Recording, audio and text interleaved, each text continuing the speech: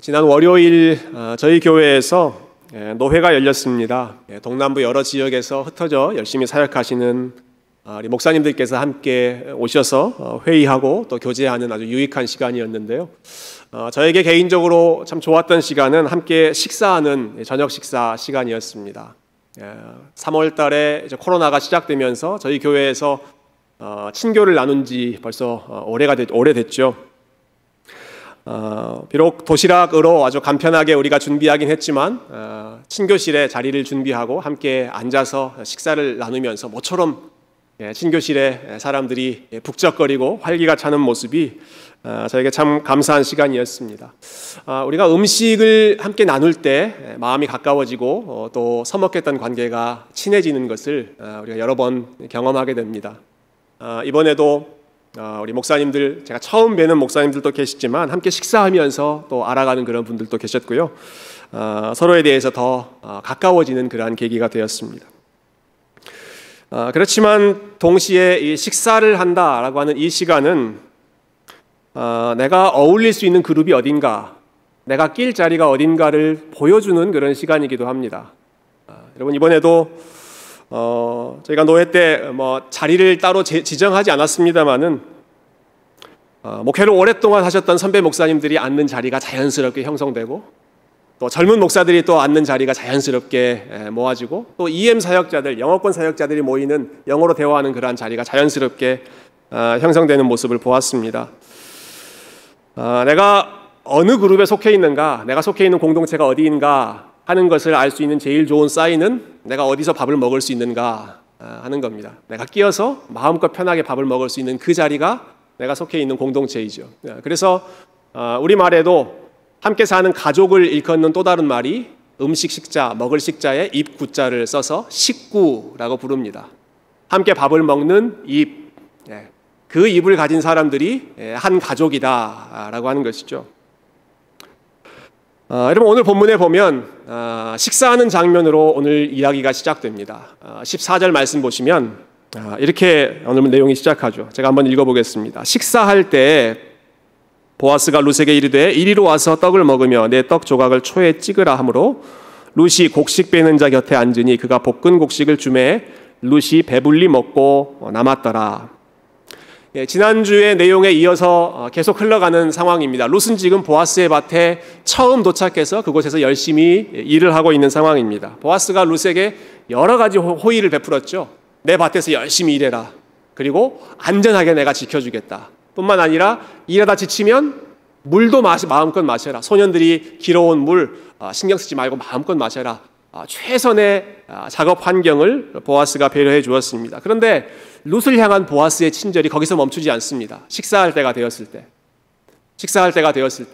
여러분, 지금 룻은 이 지역에 지금 처음 온 사람, 그 밭에서 처음 일하는 사람이지 않습니까? 아는 사람이 없습니다. 같이 밥을 먹을 수 있는 사람이 없다는 말입니다. 특히 이방 여인으로서 유대인과 함께 식사를 한다는 것은 그 당시에 룻으로서는 생각하기 어려운, 상상하기 어려운 일이었습니다. 바로 그때 보아스가 룻을 부릅니다. 식사를 하는 자리로 부릅니다. 룻에게 이르되 이리로 와서 떡을 먹으며 내 떡 조각을 초에 찍으라 초청하죠. 본인이 밥을 먹는 그 자리에 룻을 초대해서 식구가 되는 것을 시작하는 상황입니다. 특히 재미있는 것은 여기 떡을 초에 찍어 먹으라 이렇게 권면하고 있는데요. ESV 영어 성경에 보니까 초라고 하는 단어를 와인으로 번역했더라고요. 아마 그 당시에 이제 와인으로 신맛도 내고 단맛도 내고 그랬으니까 아마 그랬던 것 같습니다. 네가 가지고 있는 떡을 와인에 찍어서 맛있게 풍성하게 점심 식사를 하라는 배려이죠. 그래서 룻은 이 밭의 주인인 보아스가 먹는 그 테이블에서 그 밭에서 가장 신분이 낮은 사람이라고 할 수 있는 이삭 줍는 이방 여인 주제에 그 자리에서 함께 식사를 하고 곡식을 베는 추수꾼의 옆에 앉아서 함께 식사를 하게 되었습니다. 이것만 해도 참 감사한데 보아스가 한 걸음 더 나아갑니다. 그가 볶은 곡식을 룻에게 주었다. 그렇게 이야기하죠. 볶은 곡식, 아주 따끈따끈하게 준비된 그 음식을 룻에게 건네줍니다. 떡만이 아니라 볶은 곡식까지. 여러분, 그것을 보아스가 직접 룻에게 건네주었다라고 하는 부분을 기억하시면 좋겠습니다. 이 장면은 밭의 주인이 그 밭에서 일하는 하녀와 같은 종과 같은 사람을 섬겨주는, 그 사람을 위해서 지금 서빙하고 있는 그러한 장면이죠. 주인이 종을 대접한다, 종을 섬기는 장면이죠. 이러한 보아스의 호의를 입어서 룻은 아주 배불리 그날 점심 식사를 마쳤습니다. 그가 배불리 먹고도 남을 정도였다라고 본문이 기록하고 있죠. 그만큼 음식이 풍성했고 넉넉했고, 그것은 곧 보아스가 이 하인들을, 특별히 룻을 배려하는 그러한 마음이 그만큼 또 따뜻하고 넉넉했다라고 하는 것을 보여줍니다. 떡집이라고 하는 이름의 장소, 이 베들레헴이 진정한 떡집으로, 떡이 풍성하고 그리고 나눌 수 있는 정이 풍성한 온전한 떡집으로 회복되고 있는 그 첫 출발점을 오늘 우리가 식사하는 장면을 통해서 볼 수 있습니다. 여러분, 이렇게 룻이 식사를 잘 마치고 배불리 먹고 일어났습니다. 이제 일을 하러 다시 떠나는 것이죠. 그러자 보아스는 그 식탁에 남아있는, 테이블에 남아있는 다른 일꾼들에게 은밀하게 다음과 같은 지시를 내립니다. 두 가지 지시를 내립니다. 첫 번째는 이 여인이 일할 때 곡식단 사이에서 이삭을 줍도록 허락해 주어라. 그냥 빈빈 허허벌판 거기에서 이삭을 줍는 것이 아니라 곡식단 사이, 여기는 이삭이 제일 많이 떨어지는 장소죠. 명당 자리입니다. 그곳에서 룻이 마음껏 이삭을 주울 수 있도록 하고 혼내지 말아라, 책망하지 말아라. 한 걸음 더 나아갑니다. 그런데 너희는 그를 위하여 곡식 다발에서 조금씩 뽑아버려서 그에게 줍게 하라. 이러한 명령까지 지금 이 하인들에게 내리고 있습니다. 여러분, 어떤 상황인지 좀 감을 잡으셨습니까? 곡식을 일부러 뽑아버려서 룻이 앞으로 걸어갈 그곳을 예상해서 거기에 흘려보내라라는 것입니다. 그냥 자연스럽게 타작하면서 떨어진 곡식들을 주워가는 게 아니라 일부러 곡식을 베면서 한 움큼 뽑아서 밑에 떨어뜨려 놓고 또 가서 또 한 움큼 뽑아서 밑에 떨어뜨려 놓고, 그러면 룻은 어떻게 하겠습니까? 이게 웬 떡이냐 하면서 오늘 왜 이렇게 이삭이 많이 떨어졌지? 좀 신기하면서 넉넉하게 추수했겠죠. 참 생각하면 생각할수록 보아스는 멋있는 주인, 넉넉한 주인이었습니다. 여러분, 보아스의 입장에서는 가난한 사람들에게 그냥 자기 밭을 오픈하는 것만으로도 자기가 할 일을 충분히 다 한 것입니다.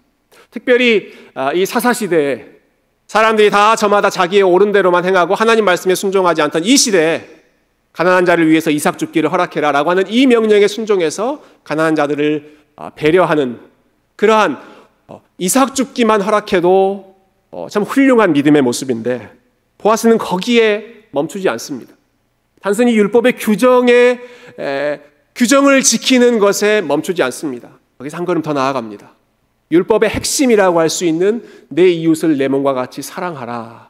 이 정신을 보아스는 구체적으로 지키고 있는 것입니다. 혼자 외롭게 밥 먹을까 봐 룻을 자기의 테이블에 초대하고, 주인으로서 오히려 종을 위해서 볶은 곡식을 서빙해주고, 뿐만 아니라 일할 때 넉넉히 챙겨갈 수 있도록, 자기가 노력한 것보다 훨씬 더 많이 가져갈 수 있도록 흘려보내주는, 자기 곡식을 막 털어서 떨어뜨려주는, 이것은 단순히 율법의 조항을 지키면서 이 정도면 내 할 일 다 했다라고 끝나는 것이 아니라 더 나아가서 더 풍성하게 연약한 자를 보호하는, 약자를 사랑하시는 그 하나님의 마음을 가장 잘 실행하고 있는 모습이죠. 특히 저는 보아스가 이 룻을 도와주면서도 이 룻의 마음까지도 배려하고 그 마음까지도 지켜주는 모습이 참 아름다워 보였습니다. 여러분, 지금 룻은 또 나오미는 가난한 사람들이죠. 양식이 필요한 사람들입니다. 그러면 이러한 필요를 알면 이렇게도 할 수 있습니다. 보아스는 이미 곡식을 많이 추수했으니까 룻 이리 와, 내가 준비한 거 있는데 이거 가지고 가서 시어머니에게 갖다 드려라, 이렇게 할 수도 있죠. 근데 보아스가 그렇게 하지 않습니다. 그렇게 했다면 어쩌면 룻이 감사합니다 라고 하는 말을 훨씬 더 직접적으로 보아스에게 말했을 것이고, 아마 그것을 보는 다른 하인들도 야, 우리 주인 참 대단한 분이다, 칭찬하는 그러한 말도 했을 것입니다. 근데 보아스 그렇게 하지 않습니다. 자기가 하는 선행을 감춥니다. 오른손이 하는 일을 왼손이 모르게 합니다. 본인이 직접 주는 것이 아니라 룻이 그곳에서 열심히 일해서 그것을 수확하고 수확하는 기쁨을 얻게 하고, 그러나 그것이 허탕치지 않도록 수고한 것보다 훨씬 더 많이 가져갈 수 있도록 곡식을 흘려 보내주는, 그렇게 함으로써 도움받는 자의 마음까지도, 도움받는 자의 자존심까지도 세워주는 이런 사람이 보아스죠. 단순히 약자를 돕는 것을 뛰어넘어서 도움받는 사람의 마음까지 배려하는 진정한 젠틀맨, 진정한 배려의 아이콘이 오늘 본문에 나오는 이 보아스였습니다. 예전에 청년들과 함께 이 룻기 말씀을 공부한 적이 있는데요. 저희가 이 부분을 읽었을 때 여기저기서 질문이 빗발치고 토론이 시작되었습니다. 형제들의 질문. 도대체 룻은 얼마나 예뻤길래 보아스가 이렇게 잘해주는 것이냐. 자매들도 만만치 않았습니다. 자매들은 이렇게 물었습니다. 보아스 같은 남자는 도대체 어디 가서 만날 수 있습니까? 이런 질문을 함께 주고받았던 기억이 납니다. 여러분, 이 은혜로운 본문을 우리가 읽으면서 이런 질문이 나온다는 것은 우리가 드라마를 너무 많이 봤다는 증거입니다. 우리에게 익숙한 것은 그런 그림이죠. 능력 있는 남자, 그리고 가장 아름다운 여인이 우연히 만나서 사랑을 이어가는 것이죠. 물론 청년의 때에 제일 중요한 이슈, 좋은 사람 만나는 것 아니겠습니다. 그래서 룻과 같은 아내, 또 보아스와 같은 남편, 우리 결혼의 정년기에 있는 분들이라면 그러한 사람을 위해서 기도하시고, 또 우리 자녀들의 결혼을 또 준비해야 하는 분들이시라면 역시 마찬가지의 기도 제목으로 여러분께서 하나님 앞에 간구하시고 그러한 사람들을 만나는 복이 여러분의 삶에 임하시기를 소망합니다. 그렇지만 이 룻기의 주제는 단순히 남녀 간의 로맨스가 아니라 이 룻기가 우리에게 보여주고자 하는 것은 하나님께서 베풀어 주시는 사랑, 은혜라고 하는 사실을 저와 여러분이 이 말씀을 통해서 기억하면 좋겠습니다. 여러분, 룻기의 핵심은 헤세드라는 단어다, 이런 말씀드렸죠. 히브리어 헤세드라고 하는 단어. 이 단어는 자격 없는 자에게 베풀어 주시는 조건 없는 사랑. 이 사랑을 표현할 때 성경 기자는 항상 헤세드라고 하는 단어를 사용했습니다.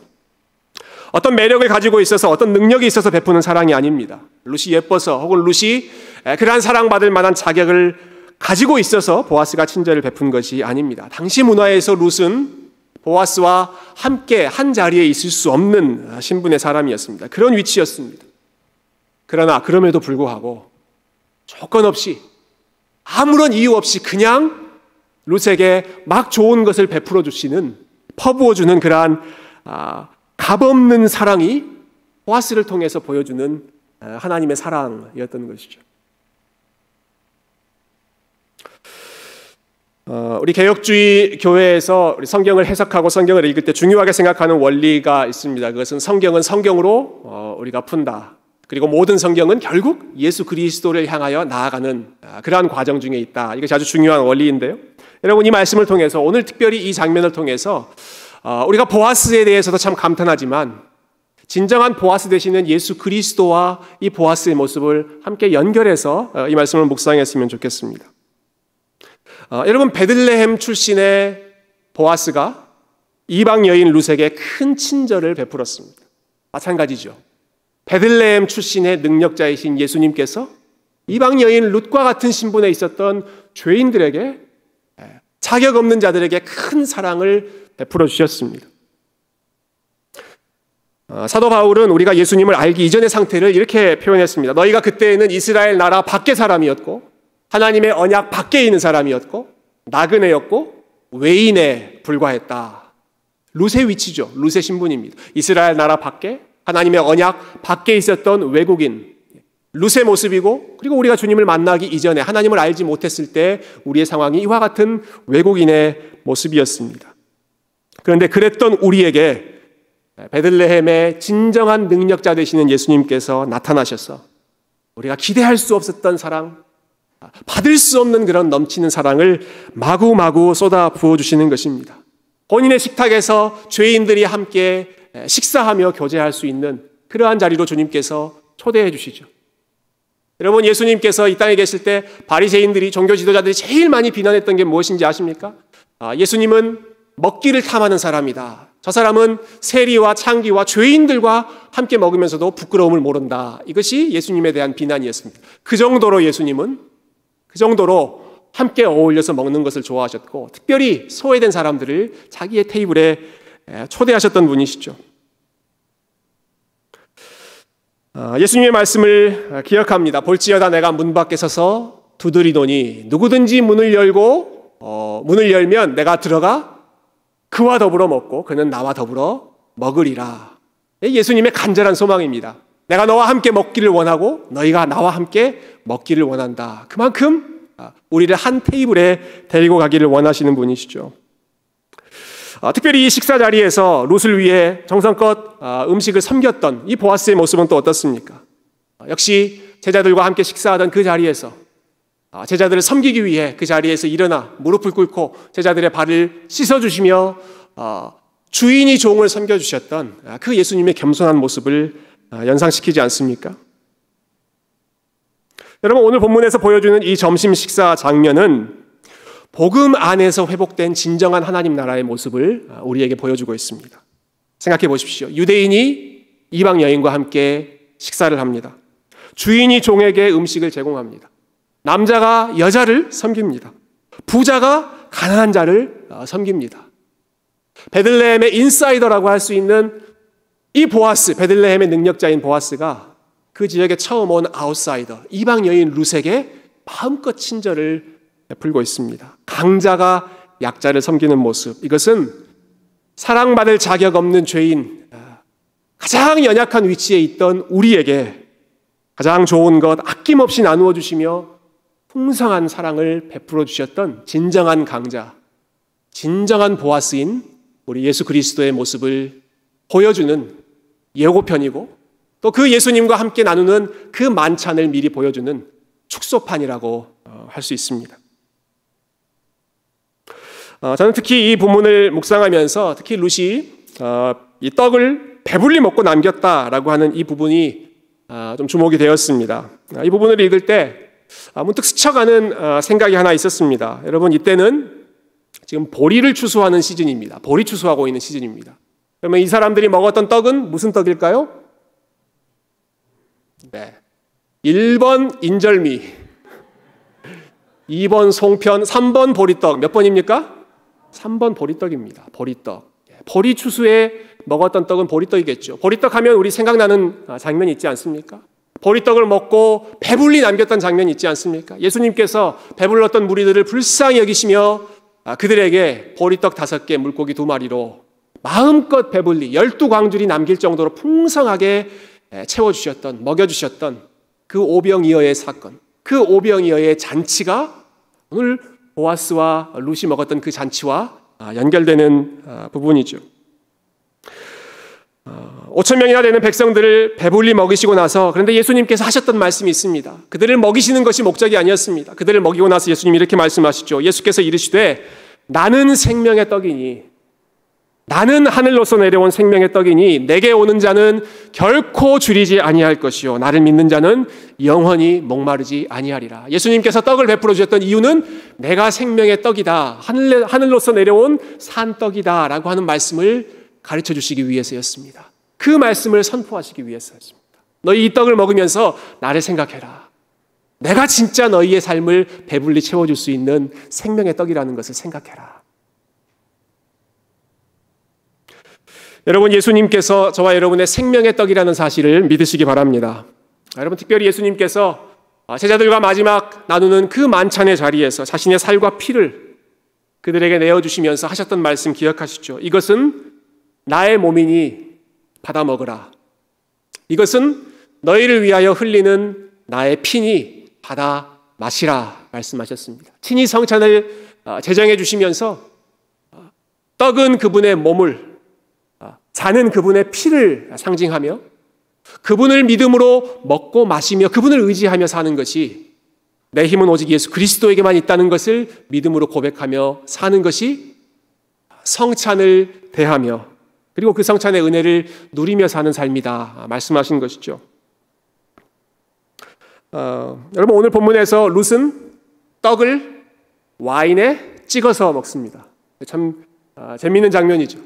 우리가 마치 성찬을 떡과 포도주로 하는 것처럼 룻이 그 떡을 와인에 찍어서 먹는 것은 우리의 진정한 양식이 예수 그리스도의 살과 피, 우리는 결국 예수 그리스도를 힘입어 살아가는 사람들이다라고 하는 것을 보여주는 그러한 상징적인 장면이라고 생각합니다. 사랑하는 성도 여러분, 저와 여러분을 위해 자신의 모든 것, 살과 피, 모든 것 아낌없이 주시고 또 주시고 베풀어 주시고 부어 주셨던 진정한 보아스 되시는 예수 그리스도, 베들레헴의 진정한 주인 되셨던 그 예수님으로 힘을 얻고 그 예수님이 저와 여러분의 양식이 되고 그 예수님이 저와 여러분이 의지하는 유일한 생명의 떡 되시는 그러한 복된 삶을 사시기를 주님의 이름으로 축원드립니다.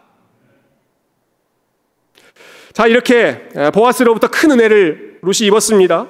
그 결과 룻이 많은 곡식을 가지고 이제 집에 돌아가게 되었습니다. 여러분 17절 말씀 보시면 룻이 그날 하루 열심히 일해서 얼마나 많은 곡식을 추수하게 되었는지가 나오는데요. 17절 제가 읽어볼게요. 룻이 밭에서 저녁까지 줍고 그 주운 것을 떠니 보리가 한 에바쯤 되는지라. 자, 여기에 한 에바쯤 되었다라고 하는 단위가 나오죠. 오늘날 단위와 다르기 때문에 이 무게를 오늘날 무게로 정확히 환산하는 것이 쉽지 않습니다. 그렇지만 학자들은 대략 30파운드에서 50파운드 정도 사이일 것이다 이렇게 추정합니다.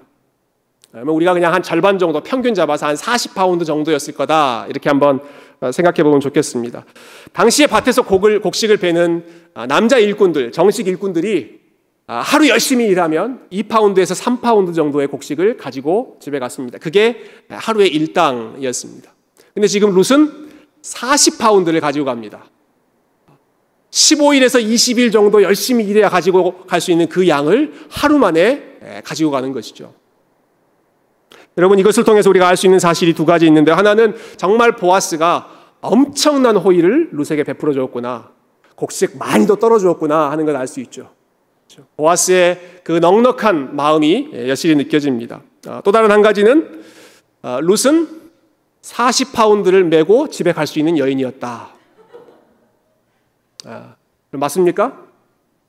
글쎄요, 누가 도와주었을까요? 룻은 40파운드 혹은 미니멈으로 30파운드 정도의 그 양식을 가지고 나오미에게까지 돌아갈 수 있는 아주 건강한 여인이었죠. 여러분, 혹시 가정에 룻 같은 분이 계시는지 모르겠습니다. 여러분, 이렇게 많은 곡식이 어떻게 가능했습니까? 이삭 줍는 여인, 가장 비천한 자의 신분에서 어떻게 이렇게 엄청난 수확이 가능했습니까? 보아스가, 하나님께서 보아스를 통해서 이렇게 엄청난 은혜를 베풀어 주신 것이죠.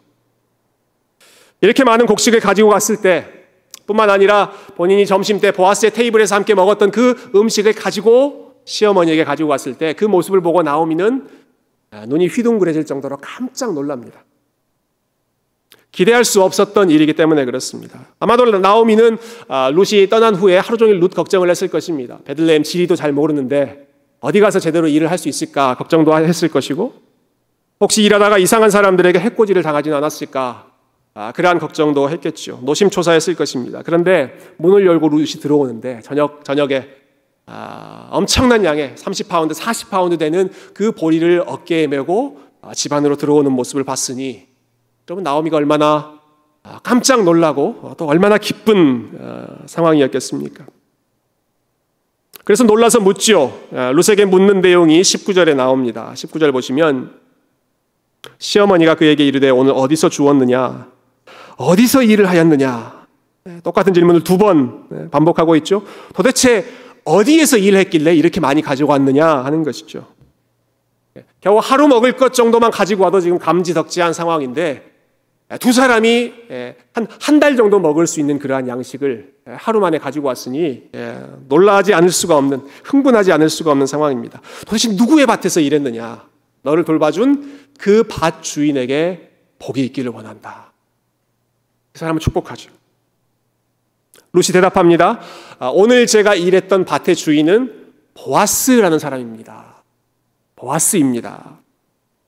이 보아스라는 이름을 들었을 때, 물론 19절에서 룻이 대답하고 이제 20절에 나오미의 말이 이어집니다만은 아마 그 사이에 우리가 영화로 만든다면 한참 동안의 정적이 흐르지 않았을까 저는 좀 생각해 봤습니다. 보아스. 오랫동안 나오미가 잊고 있었던 이름입니다. 자기의 남편의 친척 중에 보아스라고 하는 사람이 있었지만 그 사람을 나오미는 생각조차 하지 못하고 있었습니다.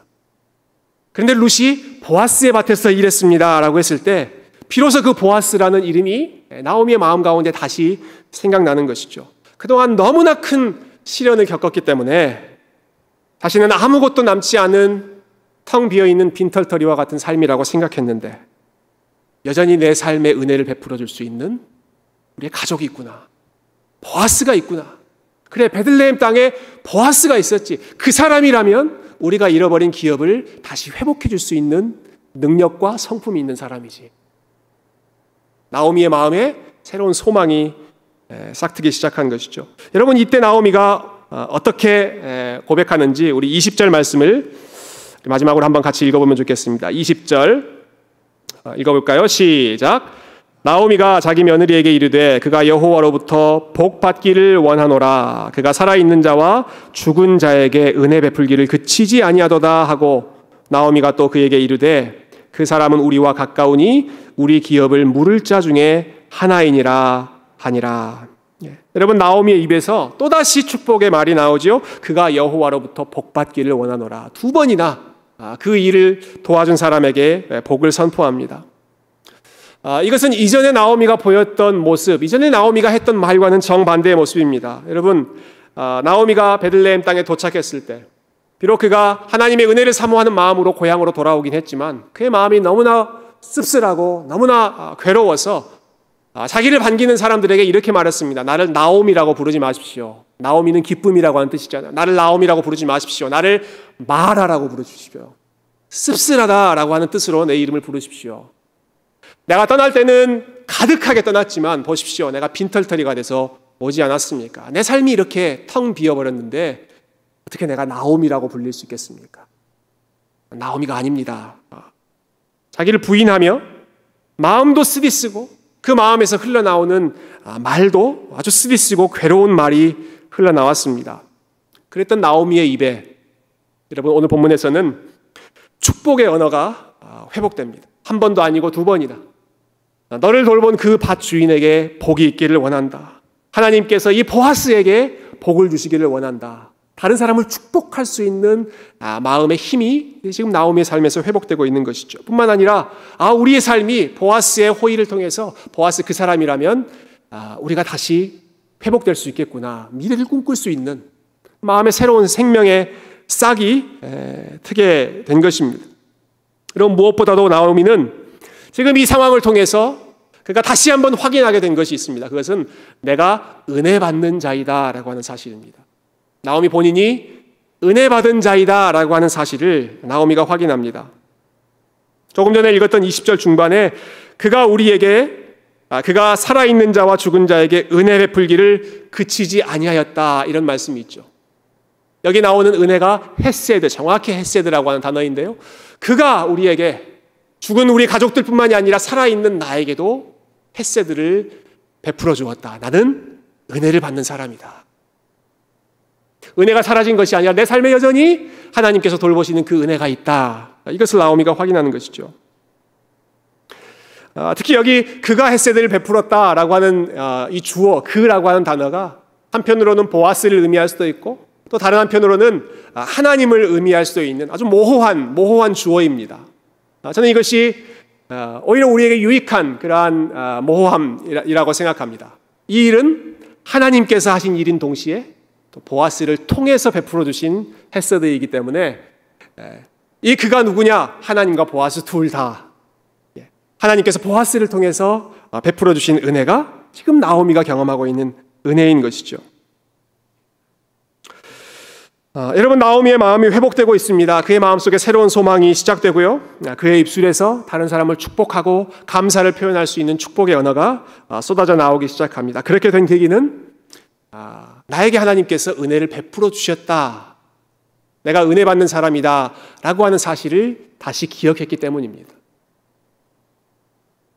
근데 우리가 기억해야 할, 마지막으로 생각해야 할 중요한 사실 한 가지는 지금 나오미가 경험하고 있는 이 은혜는 하늘에서 뚝 떨어지는 은혜가 아니라 사람을 통해서 전달된 은혜다라고 하는 사실입니다. 하늘에서 뚝 떨어진 은혜가 아닙니다. 사람을 통해서, 룻을 통해서, 보아스를 통해서 하나님의 은혜가 흘러가서 지금 나오미에게 전달되는 것입니다.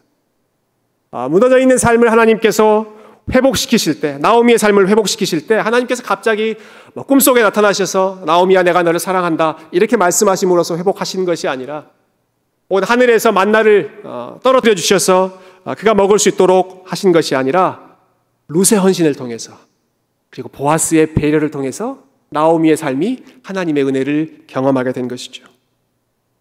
연약한 시어머니를 사랑하는 룻, 아는 사람 하나 없는 그곳에서 이삭을 줍는다는 가장 비천한 일을 하면서도 어머니를 사랑하는 마음으로, 아끼는 마음으로 정성껏 아침부터 저녁까지 일하고 본인이 먹었던 음식 중에 또 남은 것을 정성껏 가지고 가면서 어머니를 격려하는, 위로하는 이 마음이 나오미의 외로운 마음을 회복시켜 주었습니다. 뿐만 아니라 우리가 오늘 본에서 어제와 지난주와 오늘 본문에서 본 것처럼 연약한 룻을 보호했던 이 보아스의 넘치는 마음, 넘치는 섬김, 그것을 통해서 하나님의 은혜가 흘러 갔습니다. 여러분, 보아스는 밭도 있고 또 재산도 있는 사람이었으니까 룻 정도의 사람 돕는 것 쉬웠겠죠? 쉬웠을까요? 그렇지 않습니다. 여러분, 이때는 오랫동안 기근이 이어졌던 때라는 사실을 우리가 기억해야 합니다.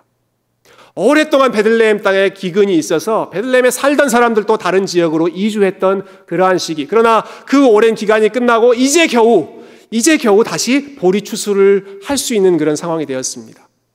그렇다면 이 상황에서 언제 다시 과거와 같은 기근이 닥칠지 모르기 때문에 떨어져 있는 것 하나도 남기지 않고 싹싹 긁어 모아서 혹시 닥칠지 모르는 기근을 대비하는 것이 사람들의 일반적인 마음의 가능성이 큽니다.